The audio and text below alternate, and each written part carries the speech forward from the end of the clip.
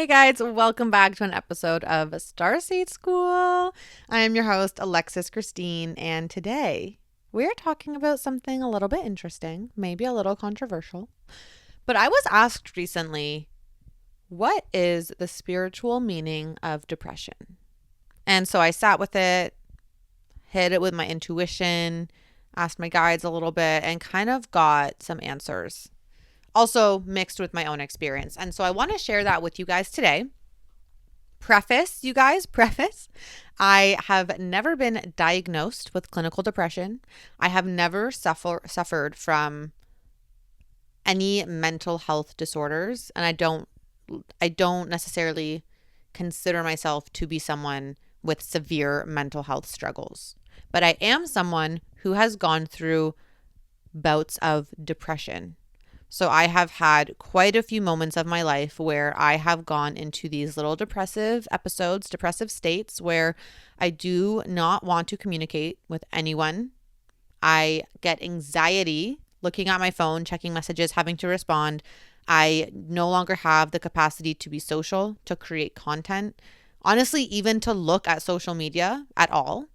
And I just sit and I eat comfort food and I rewatch all of my old favorite TV shows and movies because my nervous system cannot handle anything else. I don't meditate. I don't work out. I rarely cook for myself, so my nutrition goes down the drain. I don't journal. I do basically none of my self-care practices, and I kind of isolate myself a little bit and just go into these little holes. So I do have experience with depression and mental health struggles. So that is where a lot of what I'm going to say comes from, in addition to channeling and asking guides and everything else. But I just wanted to preface this because I know there are people who could be listening who deal with severe mental health issues and struggles. Basically, I just don't want to come off like I'm an inconsiderate dick. So my little just synopsis of take everything I'm saying with a grain of salt. If it resonates, great. If it doesn't, not a big deal. We move on. So in my experience, and with all of the intuitive guidance I've received, the spiritual reason why we suffer with depression is because we need the reminder to come back to ourselves. That's it. Super simple. I'll explain why, but super simple. We need the reminder to come back to ourselves.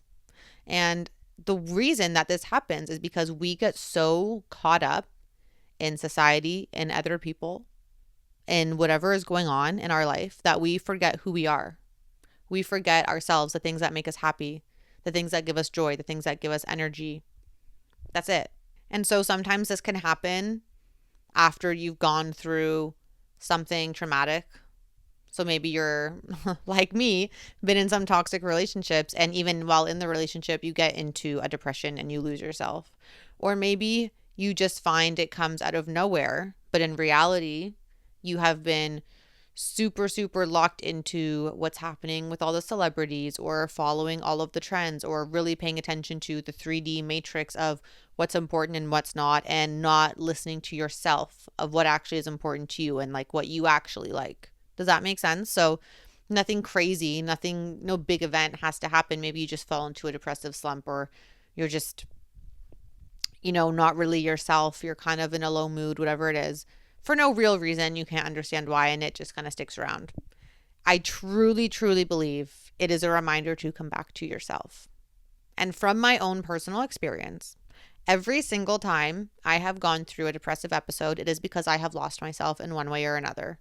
Whether that means I lost myself because I was repressing all of my emotions and binging on food. Again, not connecting to myself, not allowing myself to feel or release, repressing everything down, disconnecting from my human vessel, disconnecting from myself, and comforting with food. Or whether it was losing myself through trying to find the acceptance from others, either in friendship or in relationship, or whether it was losing myself through my career. Every single time I have entered a depressive episode, it has been through losing myself. Sometimes they last a few weeks. Sometimes they last 6 months. My most recent one was probably from, I would say, mid to end of June. Honestly, up until I would say last month. So let's call it April-ish. It's a long time. And yeah, I was still functioning. I was still trying to see people. I was forcing myself to go to the gym. I was still getting out and living, but I was still a shell of who I was. I was in a state of depression, functioning depression, but depression nonetheless. And every single time, you guys, it's because I lost myself. And every single time that I was able to get out of it, it's because I remembered who I was. And it's hard. It's not an easy process, but you have to essentially push yourself to do the things that once brought you joy, that nurtures your soul. And so for me, that is eating well. That's eating really nutrient dense food.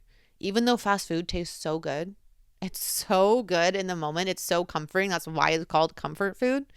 It's not what makes my body happy. It's not what gives me energy. It's not what makes me physically feel good.